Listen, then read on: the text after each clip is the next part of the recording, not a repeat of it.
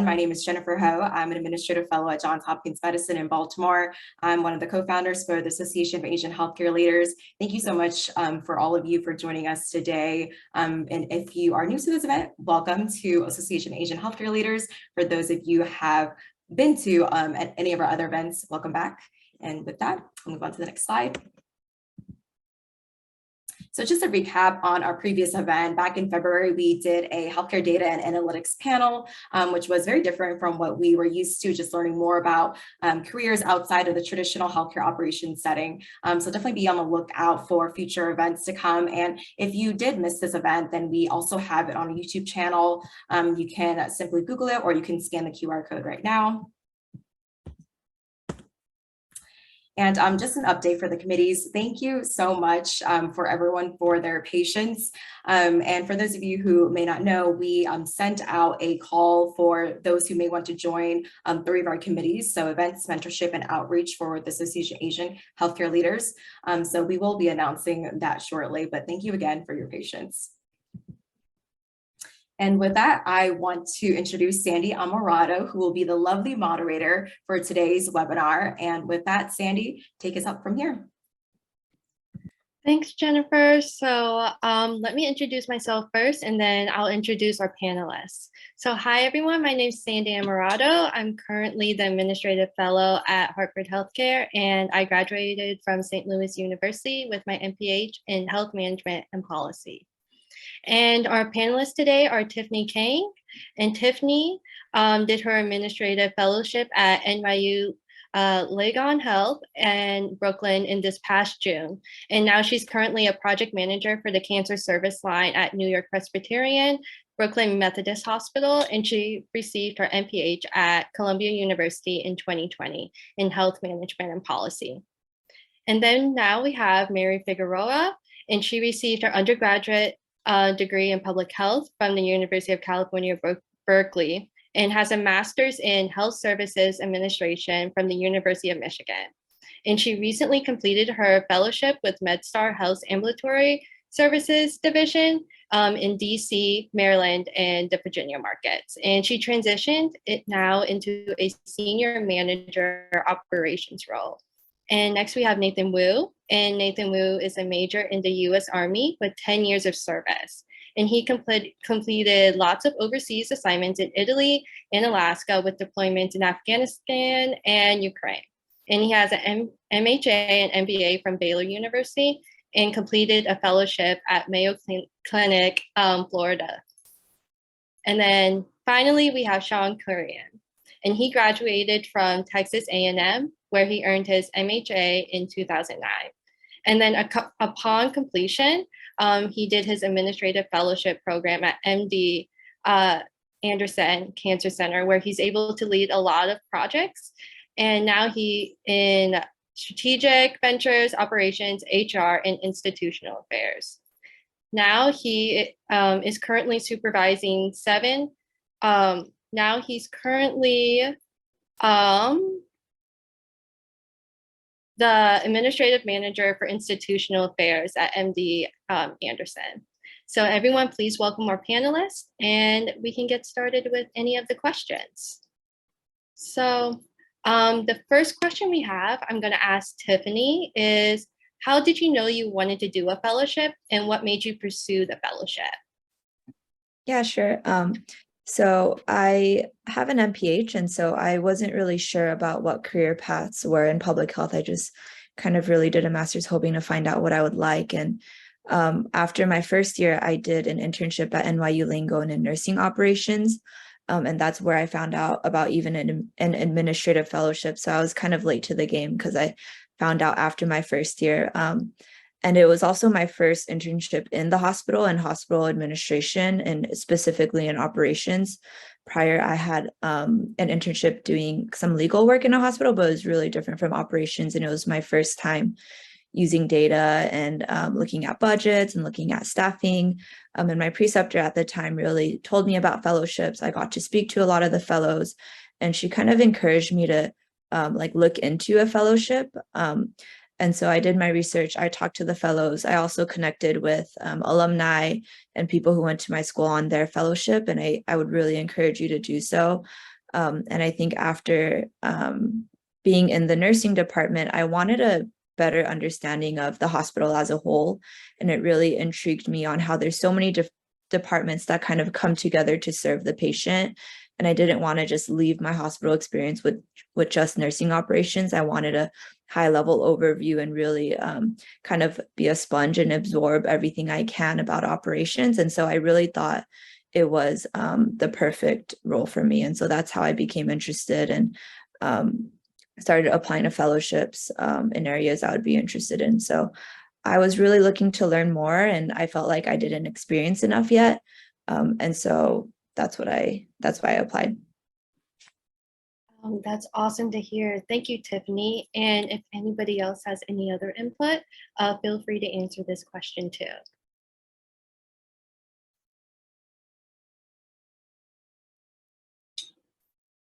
All right, so I guess this can move on to our next question. Sean, I can ask you this. What was like the most challenging thing you encountered during the fellowship season? And like, what advice would you give to somebody that's going through it right now? Yeah, thank you, Sandy. That's a really good question because I felt like the most challenging part was actually the application process. Just starting off, like you're not sure even where to start. But trying to be strategic is probably the most important thing to do. At the beginning, where do you really see yourself at? And then the second most challenging part about the fellowship process is going through the interviews with your cohort who are also applying to like similar fellowships.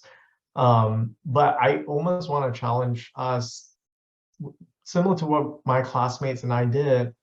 We actually like supported each other, whereas like some of my classmates had a phone call, which is like the first step, and I had not heard anything back. And I was like, okay, so I'm not getting the phone call, and not to get bogged down by that, because like you can kind of feel dejected that you didn't get the phone call while your classmates are getting the next step. So in a sense, use that to your advantage. Hopefully you have a cohort that's close enough where you can share with each other and be transparent, like, hey, I got a call from X and X. Then you can kind of know like, okay, I'm probably not moving on there. Focus on your other ones that you've applied to. So I would say it's a group strategy almost to like kind of ground yourself to focus and not get bogged down by the no's and continue going on down the line with the application. So those are the two things I was like, it was really challenging, but if you have a good cohort and support system, everyone's like supportive of each other, which is a huge plus because you can really focus on the other opportunities that you have there. Yeah, that would be my response. That's awesome, Sean. Thank you for sharing. Does anybody else have anything to add? As like, I know a lot of challenging things could be like the personal statement. So Nathan, do you have anything to add with that? And like, how do you stay authentic with that? Yeah, so my inspiration for my personal statement focused on what I wanted to get out of my fellowship. So I was thinking, what I want to do afterwards. So for me, I always knew after graduate school and my fellowship, it was all about bringing the highest amount of knowledge and experience to benefit the Army. So in a healthcare setting, how do we take care of soldiers, their families, and the retirees who are in our healthcare system? And I believe it was authentic because I drew from my own experience in the operational side of the Army. And I just knew that I already had some background on the challenges that we were facing. Some high costs and inefficiencies. For example, we have a lot of musculoskeletal injuries, and just from my personal experience and those around me, it was near impossible to get an MRI. So it's relatively, you could get an X-ray, but getting an MRI was very challenging. And more often than not, you would just get referred to physical therapy, but then we get a shortage of physical therapists. So in the brigade combat team, which is about 3,000 soldiers, we would have one designated physical therapist. While there are a few civilian physical therapists, it's still overwhelming on the system. And as a result, a lot of people don't follow through with their PT plans just because they're not getting the attention. And so with that, I've really sped out my goals for my career. and the role that the fellowship would play in the process. Thank you. Thank you, Nathan, so much for sharing about that, about staying authentic, because I think that's something that I definitely know I had trouble with. And it's a lot of like imposter syndrome going into the whole process. So I guess with that, do any of you have, and does anybody else have any other input to put in? Sean, Mary, Tiffany? Sure, I can chime in terms of the personal statement, because I know having been in the recruitment side of things last year, we can tell kind of like what personal statements have been copied and pasted. So being really authentic and really intentional about the fellowship programs you apply to is definitely important, because the recruitment team can really tell if you're serious about, you know, the organization, or is this like just a backup to your backup organization. So to Nathan's point, having the authenticity of like why the fellowship, why that organization, and how is the fellowship going to contribute to your career would really make your personal statement stand out, in my opinion, at least, again, as being in the recruitment side last year.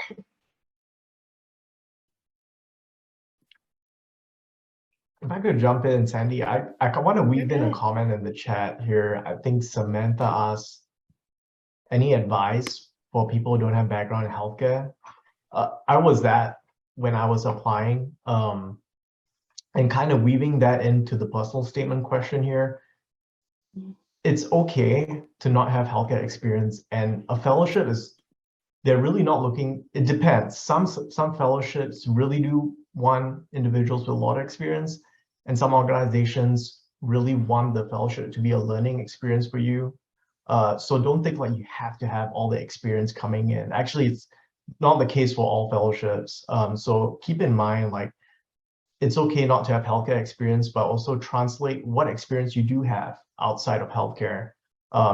Believe it or not, healthcare is actually very much lagging behind other industries who may be more advanced in certain aspects. And so there are a lot of things that you could apply in healthcare that is beneficial to the system, and you bring fresh ideas, unique perspective. So I'm almost certain, Samantha, you have amazing experience that you can translate into your personal statement there. Awesome, Sean. Thank you for sharing. And thank you, Mary, too. I think along with the personal statement, another important thing is to look at your interviewing skills. So I guess going along with this question, Mary, how during the interviewing season did you prepare yourself to feel confident and feel comfortable answering any questions that went your way during the interviews? Yeah, no, thanks for the question, Sandy, because I definitely remember the interview process. And so I guess I'll talk about like the interview and like different rounds. So the first round is essentially just a screening. So definitely have your like behavioral questions, you know, up to par. So what I kind of did to prep for the first round was I relied a lot on like my grad program having, you know, a series of different questions in the past for fellowship programs, and just kind of looking at the questions and perusing through how I can connect different projects to those questions. And then once I've made it to the next round, that's where kind of, at least for me, and kind of like the intensity began, because it's like a panel round of interview with all these executives, and sometimes the questions that, you know, I took a look at wasn't even part of the script or anything. So I think for me to prep for those, definitely did a lot of mock interviews. And I know it's so cliche that practice makes perfect, but it really does, because once you get the hang of the type of questions you're receiving from the interviewers, it kind of becomes a repetition almost, because a lot of the programs kind of seek out like similar, you know, qualities in a candidate, or try to really identify what are your skills and how you can contribute to the org, and vice versa. So definitely did a lot of mock interviews with friends. I know my grad program had like the career center where you could even record yourself, which is really weird at first, but all my interviews were virtual, so it was very timely, you know, to have that like virtual interview presence. It was different from an in-person. So you really had to make sure, your lighting was good. Your even like the audio and everything, like virtual world now, that was very important. I had to make sure that that was up to par. And I think lastly, like I myself was a culprit of quote unquote being too over prepared where it almost sound like robotic. So I would suggest, like, I know some people are more of like, I'm gonna write out my answers. Don't do that, because they could tell sometimes, like, if it sounds too scripty. You do want to sound organic and just, very conversational. So that's where the mock interviews will come into place, where again, you're just being your authentic self during the interview, because a lot of organizations do look for that. Not only your skill set, but who are you as a person as a whole, and how are you a good fit for the organization? So in sum, like a combination of relying on my grad program's career center and just the interview questions that have listed, mock interviewing, and then again, just like really being your authentic self. And if it's virtual, making sure you have, your P's and Q's in terms of camera, lighting. If it's in person, make sure you have, that quote unquote executive presence, and just really selling yourself and not undermining, your lack of experience in any form or way.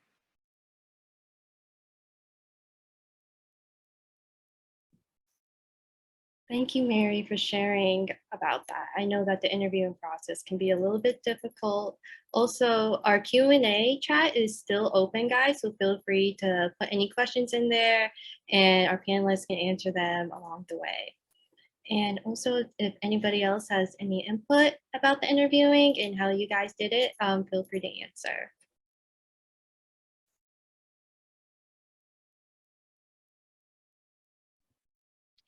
Just chime in real quick. I think also understanding who your interviewers are important.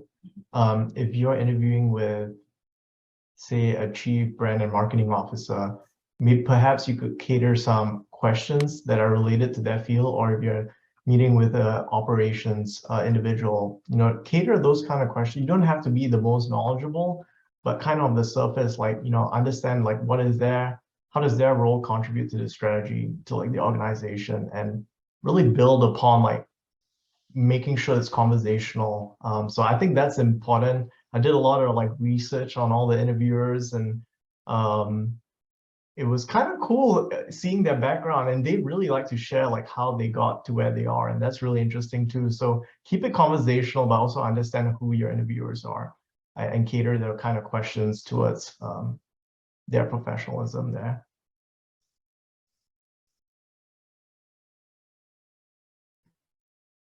Thank you, Sean, for sharing. And I think this can go towards our next question, and any of you can answer this, but I can start with Tiffany, is what type of experiences contribute towards you getting the fellowship, whether that's with the interview, your personal statements, or anything with the application, or anything prior to that too? Yeah, I think it's a mix of what everybody said, especially Mary and Sean. I personally didn't have a lot of like hospital administration background going in. That's why the fellowship was really perfect for me, because that one like 8-week internship is all I knew, but I wanted to know more. And I think having a personal statement where I kind of really expressed my desire to learn and express like what I wanted out of a fellowship, which was really, I want to see how the hospital or the health system works as a whole to kind of provide better care for the patient. So I really wanted a high level understanding. And at the same time, I think it's really important, especially if you don't have that much hospital experience, to know like what skills you have. And so in grad school, I did like the data certificate, and during my internship at NYU, I was able to use Excel for the first time and learn a lot really quickly, and kind of like express my interest in data, and how I saw how the organization used data to make decisions. And I thought that was something that hospitals and health systems are doing more. And so I think it's really about being genuine, expressing your curiosity and your willingness to learn, but also leveraging past experiences to show what you have to offer to the table. And for me personally, I have a public health background, so I was really interested in care within the community. And so NYU Brooklyn it's a community hospital that was acquired by NYU in 2016. And so we serve a completely different population than the Manhattan campus. And most of our patients were Medicare, Medicaid, didn't speak English. And so I think knowing your audience and knowing the mission and value of each organization, and really tying how your vision ties to theirs and what you have to offer and how you want to learn from them really helped. And I think I also had a lot of nerves going into all of my interviews. I didn't really interview for jobs or stuff before because I went straight from undergrad. And I think what really helped me was I felt like each interview was just an opportunity to learn from really senior people in a hospital that I never would have spoken to or had the chance to speak to before. And as Sean said, people really like to highlight how they got there, what they do in their day, and really kind of give their advice. And so I kind of calm my nerves of like, even if I don't get anything, like even if it doesn't work out, I get a chance to speak to some really influential people. And I think people can see when you're being genuine, and they really appreciate that. And I moved on to rounds that I never thought I would move on to. And I think it's really about like knowing yourself and knowing what you want to learn, and really like being grateful for the opportunity. Awesome. Thank you so much, Tiffany. And I think that can go along with this question that Ashley was asking is, can all of you talk about the specific determinants during the selection of fellowships before applying, as well as after interviewing in the visits? Sure, I can start it off because I did go the route where I was very intentional of what programs to apply to. I know some people like to go the route of I'll just apply to 15, 20, but I actually sat down and was like, I'm only applying to 8, and these are the 8 that I'm comfortable accepting. And before even choosing my top 8, I kind of had to sit down with myself and decide like what are my non-negotiables. And what I mean by that is like what are things that I'm not willing to negotiate. And for me, a couple of those things was the location of the fellowship, the structure of the fellowship, and also what like the retention of like post fellows, where they at now, and then does the organization have like a track history of retaining their fellows, and if so, where what are the post fellowship positions look like. So like that's how I narrowed down to like again the top 8 that I was willing to accept had if they offered me. And I think it is really important to think about those factors, especially if you're considering staying with the organization, and the location, where the fellowship program is at.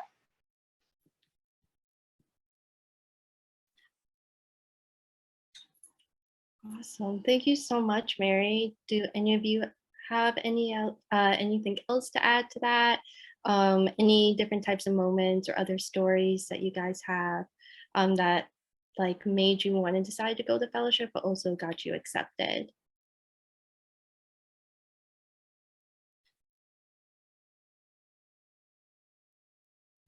I'll chime in here as well, but personally looking back, I didn't know this when I was going through it, but you have to build your own brand. Like, what is your like Nathan brand or Tiffany Homer, anyone here? Like, what you have to build your own brand, and there's a fine line between coming off, arrogant and then being humble. It's a fine line between that, because they really want someone who can balance both out. And so really tie in all your experiences that you've had, even in school. You can use school experience. It doesn't have to be work related. But building your brand and giving your best self in those interviews, coming off, confident and able to communicate important. I don't know if I did that well, to be honest, but I felt like that was something I really focused on, was making sure like everything was kind of pieced together really well as a package for them to digest. Because sometimes you come in with just so many things, And so really three main things that you could sell yourself on, and keep it short and sweet, let them digest and let them ask you more questions. And I felt like that really made it more conversational. Back to the last question there was, so I don't know if that was it. There's probably a lot more factors that I'm thinking, but that was one thing I could probably just add in there. Yeah, Sean, I totally agree of building your own brand because it's hard to kind of sell yourself to people if you don't really know who you are. I definitely had that issue, but as time goes on, it will get easier, guys. And I guess this can go along with our next question is networking. Somebody was asking, do you have any tips for networking or like to better yourself throughout the interviewing process? And how do you get over that fear of just taking that first step and just cold messaging that fellow?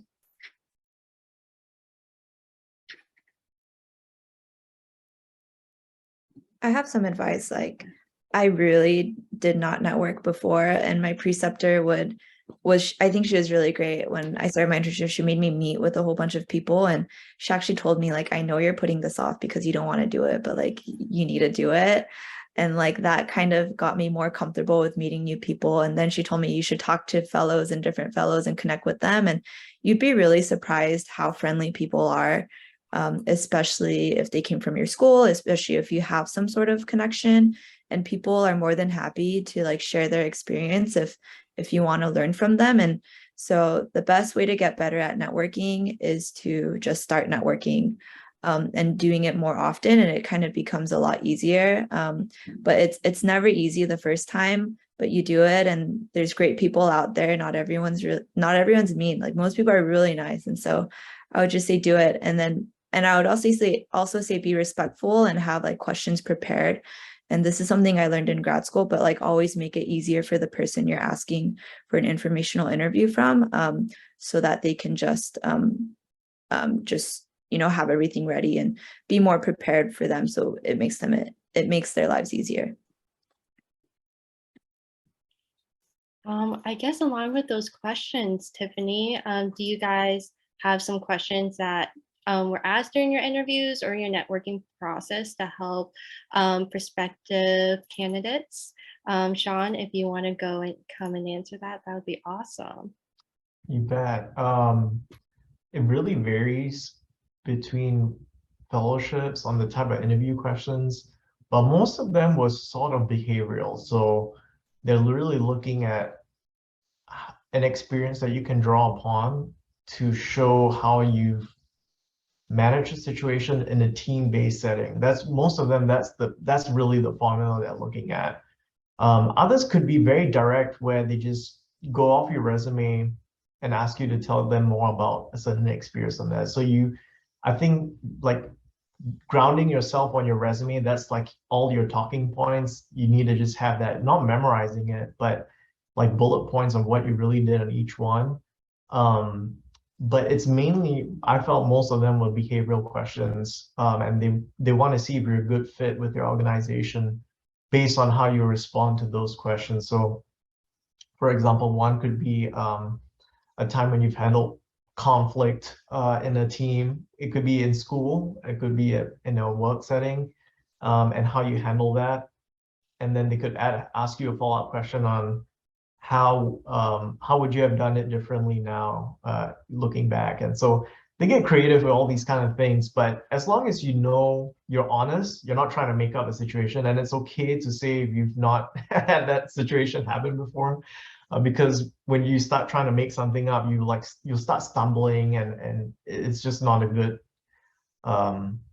thing to do in an interview for sure. People can definitely tell that you're not being truthful there. So really build upon your experiences, and if you don't say I really don't have any experiences, but maybe draw in something similar. Maybe you've had an argument with a friend or a group of friends. Like, it doesn't have to be work related or school related. So just be creative on trying to provide alternative answers, or a question or something to probe a little bit more if you don't know the answer. But I'll invite any of my panelists. I think the beauty of this is we are all from different areas here in the US, so they might have more on their organization as well. Yeah, I can chime in. I know for one of the orgs that I applied for, they did have a couple like right left field questions. One of them was like, how would you explain healthcare to a 5-year-old? And or like if you had like I think it was like if you were a character in a circus, what would you be or who would you be? And I think the purpose of those like random questions is like for them to assess how quickly can you think on your feet under pressure, knowing that you had no idea you were going to get asked this question. And I mean, don't get me wrong, I did panic because I was like, I don't know, like how am I going to explain healthcare to a 5-year-old? I have no idea. But I think a lesson learned for me was just to really pause and think about it and just try to draw something in creatively. Because again, they're just trying to assess, you know, how you answer things under pressure, how creative can you get with an answer knowing that you didn't expect it at all. But I guess for the most part, like that was it was rare. To Sean's point, it's mainly behavioral questions and, you know, project-based questions or a time when you, yeah, worked with someone complicated. So I don't think you should expect too many like left field questions, but they do come.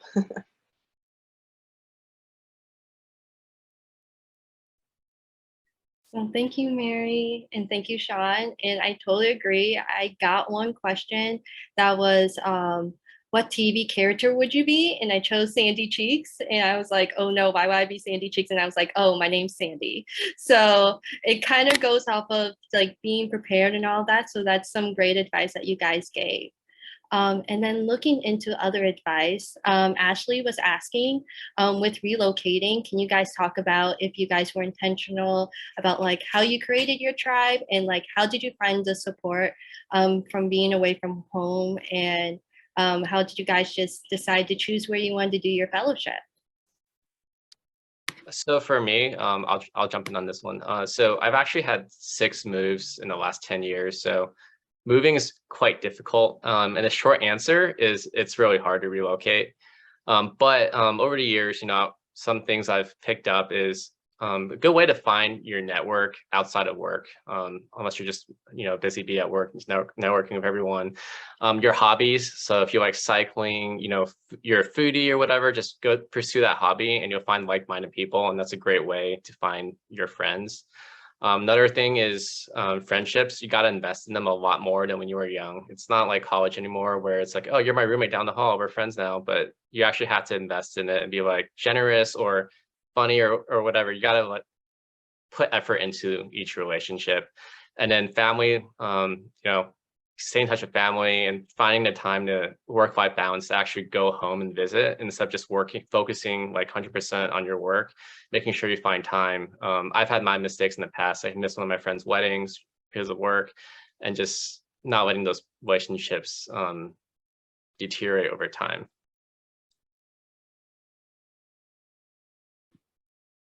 Thank you, Nathan, for sharing about that. Do you guys have anything to add? Oh, hi, yeah, feel free. Yeah, I can chime in too. I think sometimes like you can think about the structure of the fellowship too. Like NYU has a cohort, and so each fellow is at one of the hospitals, and the Manhattan campus has 2.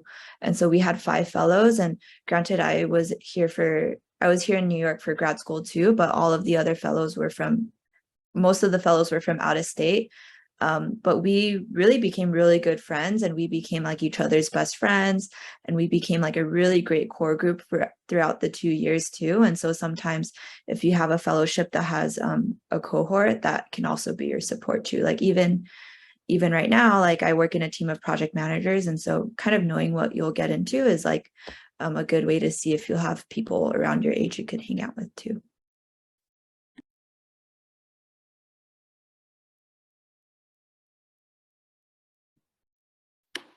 Thank you so much, Tiffany. And going along with the fellowship, can you guys just give us some unique projects that you guys worked on?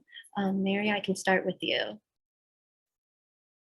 Sure, yeah. I think for me, a couple unique projects that I worked on was related to an ambulatory surgery center network project. So in my grad program, we didn't really learn a lot about outpatient services, yet alone ambulatory surgery centers. So one of my first project was actually conducting like a current state analysis of all of our 6 ambulatory surgery centers and in terms of their like HR policies and procedures and operations, and what are the opportunities to standardize them so that we function as one ambulatory surgery center network and not 6 different ones. So I thought that was a great perspective and just insight on one, how ambulatory centers function. And like, it's really crazy to think that you can now, do a hip replacement at an outpatient service and not necessarily need to go to the hospital. So learning those type of tidbits of what things can be sourced out to outpatient and ambulatories was really eye-opening, and it was just really interesting to see an organization with a relatively younger ambulatory division kind of develop this ambulatory center network and trying to standardize everything so that it is cost efficient, is effective in their operations, but also is helping offload our hospitals with more, non-acute cases or more cases that are able to be handled in outpatient setting. So I think that was interesting to see that dynamic unfold between like hospital surgeries and outpatient surgeries as well. So a lot of my projects were on process improvement. I really wish I paid more attention during quantitative analysis, but it's usually about, how can we make, increase, our profits / making patients have better care. And some examples would then this disease specific care accreditation for Joint Commission, our advanced care at home. It's during COVID, we had a shift towards, telehealth, and advanced care at home is basically providing care for patients in their own home with all the equipment and a command center to monitor those patients, clinical pathways for various departments, and then just process improvement across the board. So I wouldn't say there was anyone that was specifically unique, but the theme for me was process improvement.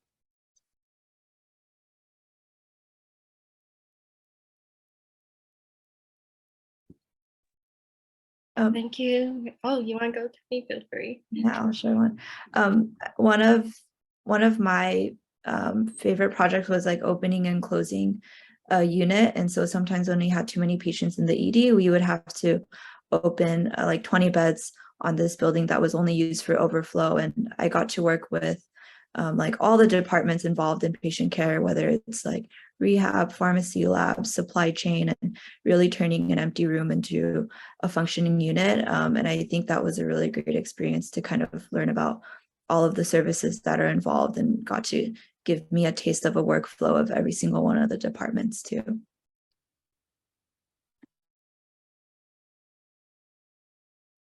I think to round it out here, one of the coolest projects that I worked on were actually not traditional hospital operations. It was more on the commercialization side.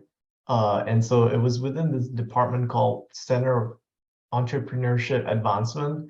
And it's really a platform for anyone in the organization who has an idea or a technology or a medical device that they want to take to market.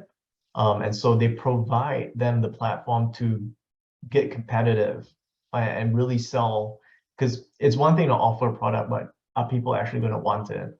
And so there's this whole department that dedicates funds, seed funds pretty much for them, to take them to commercialization. That was a really cool project because it's there's a whole different side of the medical that I didn't even know of. So that was probably the coolest one that I got to be a part of.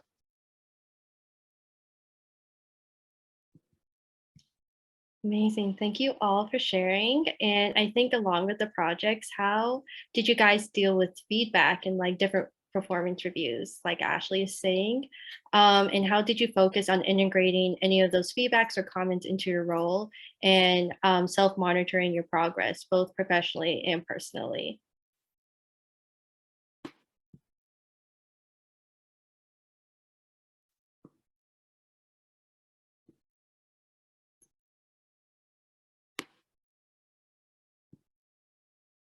I can start us off.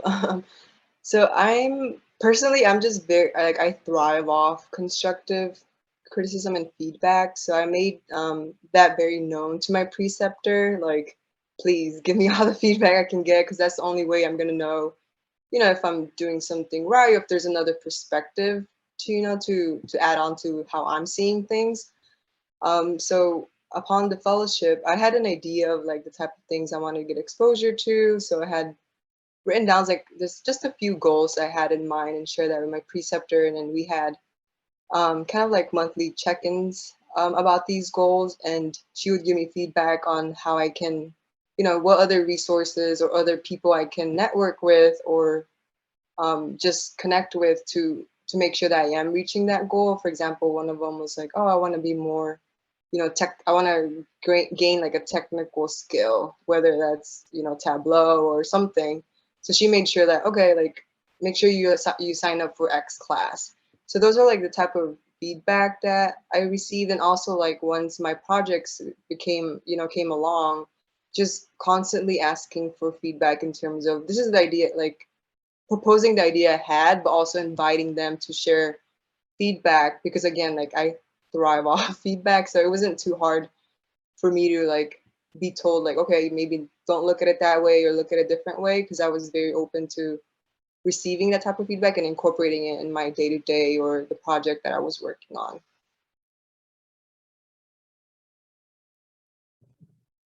So alternatively, not everyone enjoys constructive criticisms. I think everyone enjoys compliments and commends. So I'll say oftentimes when you do get your constructive criticism, especially if it's a repeat, it's not like your perception, your reality, like that's fact. And another thing I like to do is getting a 360-degree evaluation, if you want to call it that. So talking to people who are working for you or your peers, not just your supervisor, because if you want to be honest, you're working really hard to please them, but the people around you who you're kind of dictating and telling them what to do, they're going to be more observant of your day-to-day behaviors and nuances. So I encourage you to get your 360-degree feedback and then see how you can better yourself that way.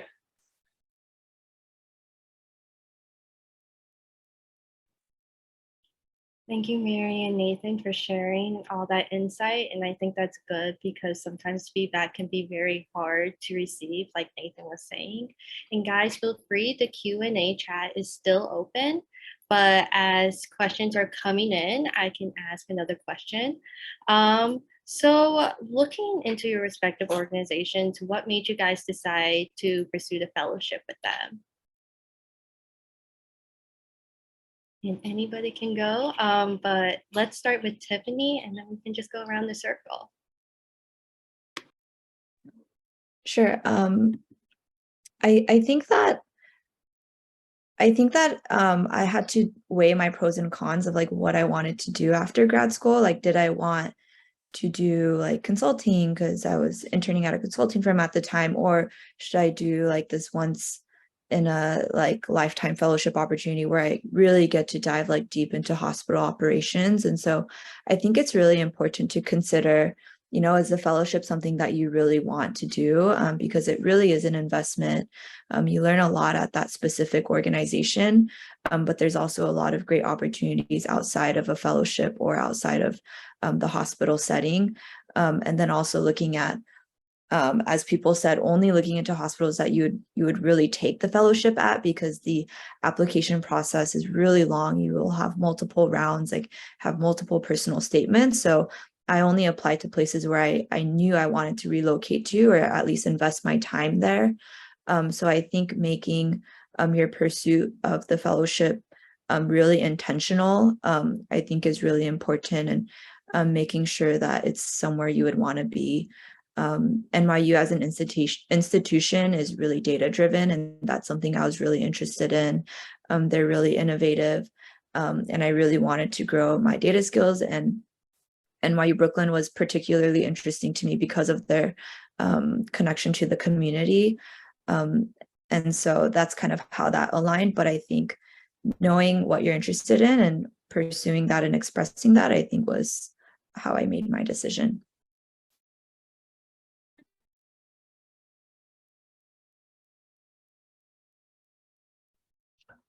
Yeah, I'll chime in. To kind of build upon Tiffany, she had really good points there. Maybe what I could add to that is the on-site interviews, or whether it's the virtual interviews, that was a way for me to really see if I felt like I could fit. And I could go off tangent there on different avenues, but it was really comfortable with the interviews. It just felt I wasn't like getting question after question. I didn't feel like I was answering a question and then on to the next question. It was so conversational. They genuinely wanted to know me. This is at MD Anderson for the fellowship.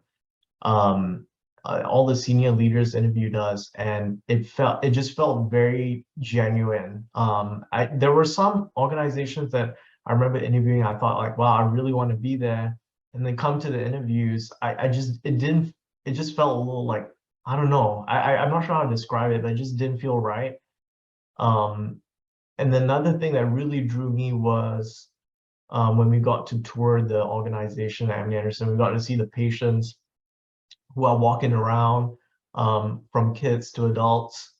It's really powerful seeing what the organization is doing. It's really treating and addressing people at the most vulnerable time in their life. And it just felt everyone was very focused on the well-being, the care. So it came off very, very genuine, and that's really drew me. I think the other thing that I kind of want to highlight on this platform here is also looking around at the diversity in the organization, and that stems from the employee base all the way up to the senior leadership team. For me, I felt it was wonderful to see a lot of diversity in the organization all the way to the top. And that drew me to feel even more comfortable, to be honest. And so those were the main things that I kind of was really sold on. Was only through the on-site experience did I get to feel and experience that. So you might not know all the way until you're there. So don't feel like, oh, it's like you can't tell, but the on-site should help quite a bit.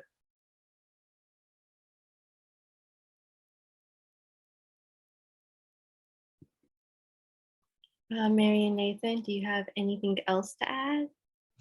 I'll just add, during your search, it helps to do research, especially on the culture of the organization. So I spoke with some of the previous fellows, and I kind of had a preview of what to expect.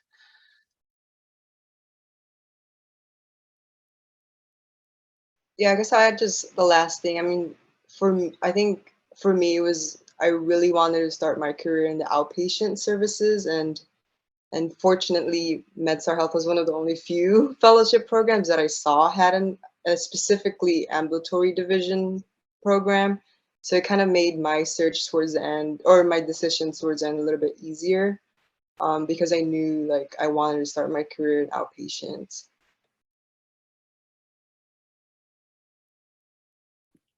Awesome. Thank you so much, guys, for sharing. And Ashley put in the chat, are there any questions that haven't been asked, or can we speak about those? So looking at the clock, we have about 8 minutes left. If you guys, our last question could be, if you guys have any advice on people that are on the fence for fellowships or decide to pursue like a different route, what is some advice that you guys may offer for them as they're finishing up their masters? So my advice for proceeding from graduate school is to plan long-term. So fellowship is actually a great opportunity. So while they do pay less, they often set you up for success in the long run. From my experience, for mine, it gives you the opportunity to immerse yourself in various departments within the hospital. And it's really free time where you can learn from your mistakes and build your professional network. You don't really have the same expectations as some of the more senior administrators. And your preceptors going to bear a lot of the responsibility for you succeeding or failing. But when you do succeed, you take all the credit, and everyone's like, wow, Nathan did a great job doing that project. And it's an opportunity to learn and to apply what you learned in grad school and actually putting it into practice in a safe setting. And, I encourage, someone to go and pursue fellowships at your ideal hospital or location. Especially if it's financially sustainable for you, you got to consider your family as well, you and your family as well, and making sure it's a good fit. But to me, it's worth grinding through it if you're able to, and it can present you the opportunity for follow-on employment in that organization. And worst case, maybe you don't like that place or you don't get hired, you still have all the knowledge and experience from your fellowship. I think to add on to Nathan's point, yeah, I think as a fellow, like you get access to senior leadership in ways that a lot of people don't. And because you're learning, you're not held to the same expectations of like a manager. And so I was really learning how to become a project manager while I was a fellow, and became a project manager towards the end of it and throughout it. And to Nathan's point as well, like I didn't stay with my organization post fellowship, and now I'm at a different hospital. And yet, because I did a fellowship where I kind of did a bit of everything, like everything seems familiar to me. Like the language is familiar, the problems are familiar. Versus when I first started my fellowship, I was like completely like a blank canvas, didn't understand anything that was going on. And now everything seems familiar. And so whether you stay with the organization or not, I feel like if you want to be in a hospital and healthcare system, a fellowship is a really valuable experience. Yeah, and I can share my 2 cents on it, because I was actually one of the people who were on the fence of whether fellowship route was for me or not, and ended up doing the fellowship route. And one thing that, like, I guess the ultimate decision making for me was like, okay, I can always go into these, industries later on, like your consulting or your health techs or your other insurance payer systems, but I can't do a fellowship, an administrative fellowship program, in my career unless I do it now. And I think one draw was, like, to Nathan's point, it is a very risk-free environment, but you do have a lot of trust from the senior leaders to execute the projects that you're given. So, like, again, to Nathan's point, like, take all the credit you can get, during your fellowship, even if you were just a support role, but hey, you did a really good job on that and your name is on it, so let's go. So again, like, it's a very risk-free environment where you can continuously ask and still continue to network with an organization. And this is the only time where you will have, not only time, but until you go, C-suite level, where you will have like access to the senior leadership, team, and where they will like love to talk to you because you throw that I'm a fellow, card to them, and they know the caliber of the fellows that the organization recruits, so they're much more open to sharing their knowledge and insight and even connecting you within the organization. So yeah, I think it ended up being a good risk for me, at least.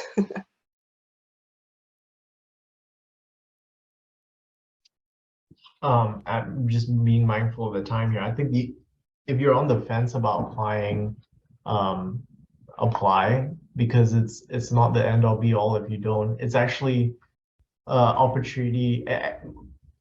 I think someone mentioned this, so I'm not going to repeat it, but having the mindset of, oh, I'm not going to make it in the fellowship process. There's so many excellent candidates out all around the country.